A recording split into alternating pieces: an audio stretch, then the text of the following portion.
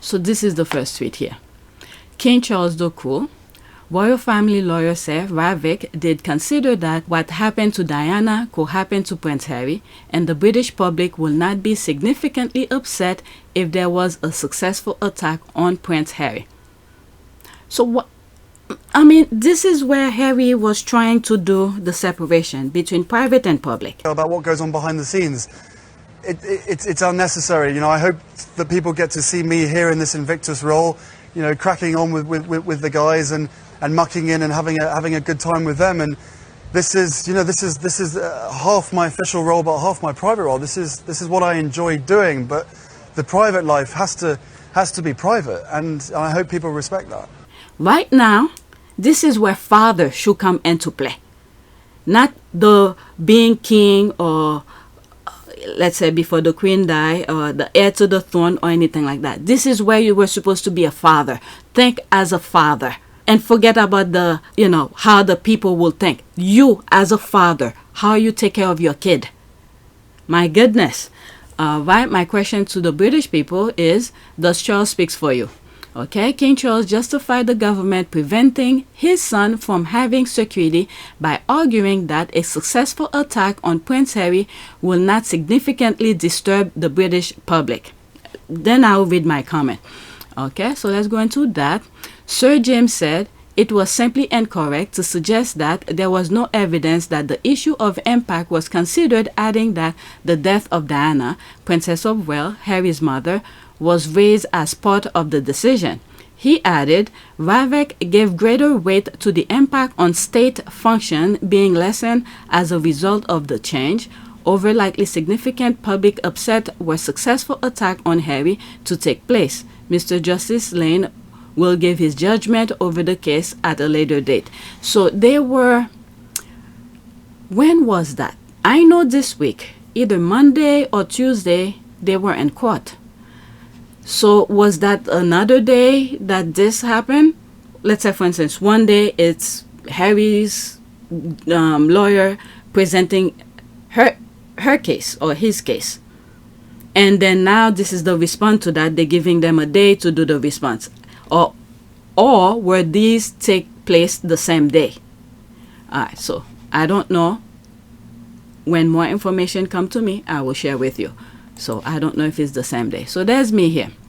But why did he interfere in the trial period when Harry and Meghan went to Canada? Why he didn't let trial? I was running out of room, but I still ended up doing a thread. Okay, why he didn't let the trial run its course naturally. He interfered in the process, then disclosed Harry's location in Canada, Byline Time and Netflix, so in terms of my sources. Okay, if the interference did not happen, perhaps I will agree with him. Okay, why do you have to get involved? Okay, so there's me here again. There's 3 comments. Let's go into it. Okay, King Charles III changed Queen Elizabeth's secret. This is the things I keep on mentioning to you. Okay, I usually bring this information to you. Okay, King Charles III changed Queen Elizabeth II's secretary and put Edward Young, someone who will do what he says. These, I'm pointing to this, are the foundation of the key issues King Charles III wanted to do evil by hiding behind courtiers. Once he got the yes sir person, his fat fingers were clean to do evilness. They kept Queen Elizabeth II in the dark sense. Alright? So these are the things that I keep on showing with you, where Charles and, you know what, should I just read it? Okay, Young was hired 2 years ago following the outset of Lord Geidt, who had been private secretary for 10 years at the time.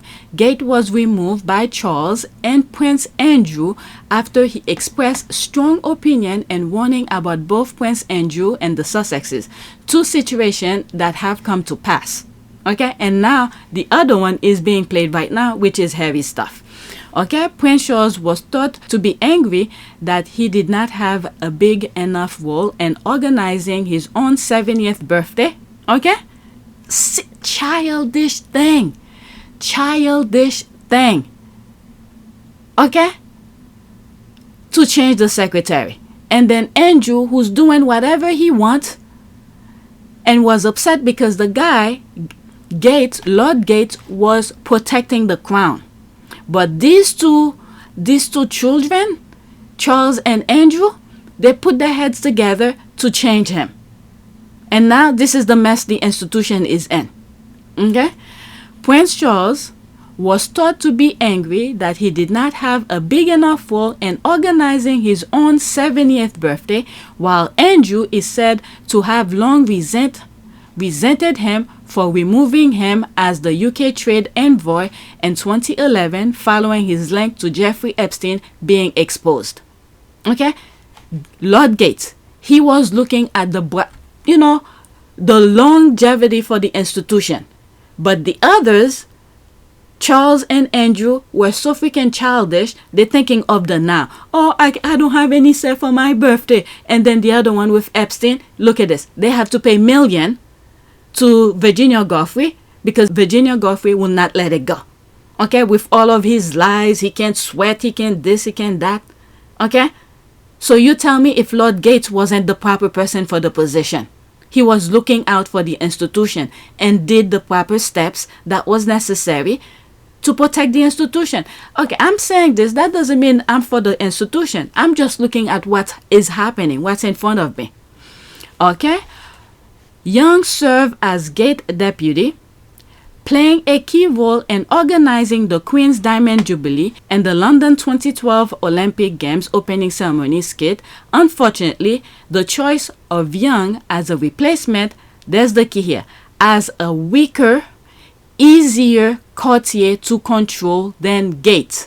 This is the thing that Charles and Andrew was looking for. Weaker, easier to control. Okay, but they could not control Lord Geidt, but they could control Young. This is the problem here. Okay, so they changed the Lord Geidt, which was private secretary for the Queen for like 10 years. Okay, let's continue down here. All right, has backfired massively, and this was written. I forgot when was this written. I think it was around 2020, way before Harry and Meghan left. Okay, there is a massive blame game. The source continue. Edward Young was appointed. There's the guy who was now the Queen's secretary. Edward Young was appointed by Charles because he wanted someone weak. All right, but he has not been wise or intuitive. This Harry and Meghan thing has not suddenly happened. Okay. The Prince Andrew situation didn't just happen. Senior officials like Geidt were warning about this stuff years ago. Okay? Which is why Charles and Andrew got rid of him. This is the key, the foundation where everything started. Okay? This was written a while ago, way before Harry left and Meghan. And now we're dealing with that again. They're pretending all of this did not happen. They don't even mention this at all. It's like this didn't exist. Okay? So I'm bringing it to like, this is the foundation of the issue. All right, let's go to the next tab that I share. This is the guy they replaced, which they say he was easier, weaker to control. This guy. Okay, the Queen's top advisor is in the firing line following the Duke and Duchess of Sussex bombshell announcement last week in which they effectively resigned as senior royals. The blame is being laid by members of the royal family at the Queen's private secretary, Sir Edward Young's feet. Him. Okay? So now he's the one that Charles wanted weaker and easier to control. When we said sometime the Queen doesn't know what's happening, it's because of him. Charles is controlling him. It's telling him what to do, what to report to the Queen. Tell the Queen this, tell the Queen that. Okay? In my humble opinion. Because when you look at this, okay, this one here, where is it? Unfortunately, the choice of Young as a replacement as a weaker, easier courtier to control than Geidt. Charles and Andrew could not control Lord Geidt. But this one they could. Okay? So there's that here. The blame is being laid by a member of the royal family at the Queen's private secretary, Sir Edward Young's feet, as the courtier seems likely to become a casualty of the scandal. Okay, he's the frontman for it, but behind it is still Charles. Okay. Where was that? Casualty of scandal. It is thought that even Princess Anne and Prince Edward, who had sought to steer clear of the drama, have voiced their concern over Young's incompetence. When they were blaming Princess Anne, who was saying things about whatever, so Princess Anne and Edward raised their concern. This is where I said, for instance, Ford Fiesta, when she had a miscarriage, and then what made me went and look into Megan to see if Ford Fiesta did have a miscarriage, because on Twitter I saw that was at the beginning when I first started looking into Harry and Meghan, and I was like, why the press is bashing Meghan so much? And then from reading tweet comments, someone mentioned that Ford Fiesta had a miscarriage, and I went to look to see if that was true. Did she really have a miscarriage? And I found out she did. And then I was like, how come she didn't speak up or say something to, to alleviate some of the issues that Meghan was going through? Okay, so this is the same thing that I'm seeing here. Anne and Edward saw something wrong and they spoke up. So I'm going full blast on this article. Okay, all the guns are blazing at Edward Young. A source in the royal household told the Times he has not geared up the system to protect the monarch. That's the thing here. That was his job, to be eyes and ears for the Queen when certain issues happen, to bring it to the Queen's attention. This nonsense of Harry and Meghan that was going on, he kept it away from her. Meanwhile, who was controlling him? Charles was. Okay? Very senior members of the royal family think he should go. All right? Princess Anne and Prince Edward. But you see, they didn't mention the other brother, Andrew. Why they didn't mention in this group here, Princess Anne and Edward? Because him and Charles put heads together to put him in place. Allow him to do whatever he wants. But he was not protecting the monarch. All right? So this is the guy that they replaced. Okay, he was looking out for the monarchy, the institution. If he was still there, the nonsense that we are seeing, we will not see it. Things will have been in proper place.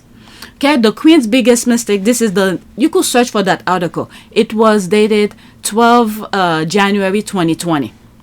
Okay, I don't know. Maybe you may not see it anymore because when things started coming out, they will either delete or edit it and do all sort of stuff. But my screenshot, I got it from that.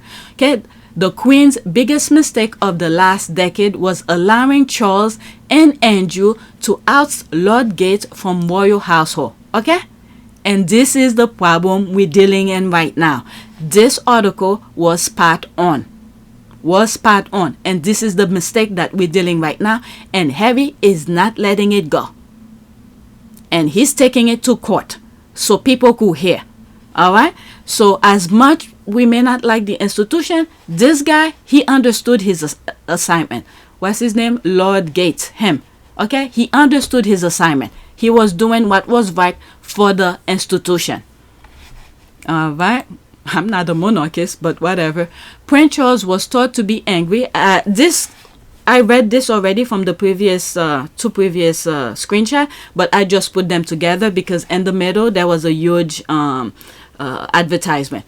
Okay, Prince Charles was thought to be angry that he did not have a big enough role in organizing his own 70th birthday, while Andrew is said to have long resented him for removing him as UK trade envoy in 2011 following his link to Jeffrey Epstein being exposed. Young served as Gates' deputy. Okay, so the guy who was serving under Lord Geidt is now replaced Geidt. That's what this means. Okay, playing a key role in organizing the Queen's Diamond Jubilee and the London 2012 Olympic Games opening ceremony skit. Unfortunately, I believe the Olympic skit that they're talking about is the James Bond thing. All right, with the Queen and the actor. Okay, unfortunately, the choice of Young as a replacement as a weaker, easier courtier to control than Geidt has backfired massively. This article was spot on. There is a massive blame game. The source continue. Edward Young was appointed by Charles because this is why Charles put him, okay? And this is why Charles' finger is all over the mess that's going on, most of it, and the other brother is part of it too, but on a different branch of stuff, okay? Edward Young was appointed by Charles because, this is the key here, he wanted someone weak, but he has not been wise or intuitive. This Harry and Meghan thing has not suddenly happened. The Prince Andrew situation didn't just happen. Senior officials like Geidt were warning about this stuff years ago, which is why Charles and Andrew got rid of him. Okay? People who's giving them honest opinion, like Harry, who was really looking out for the institution, what did? They throw them under the bus. Alright? So, there's that. Let's read some of the comments. Oh, I forgot I was reading my thing here. Control, this is someone who responded. Okay? Control, they want to control the couple. Charles and William are the worst replacement of Queen Elizabeth II. Said it from the start, and even more so, the truth is prevailing. I really hope to God someone is watching over George, Charlotte, and Louis. Okay? This is sometimes why I say, you know, whatever miracle that happened to Harry may happen to those kids as well, because they're in grave danger. Because these people, like on my last video where I was talking about interim, there's the public and there's the private. In private, okay, this is where the real thing goes on with their mistress or whatever. But in public, it's for the firm, the performative things. They do those kids, create those kids for the firm, and then they done with. And then private, they go hang out with their mistress and have fun and all of that. All right, so let's go to the next tweet.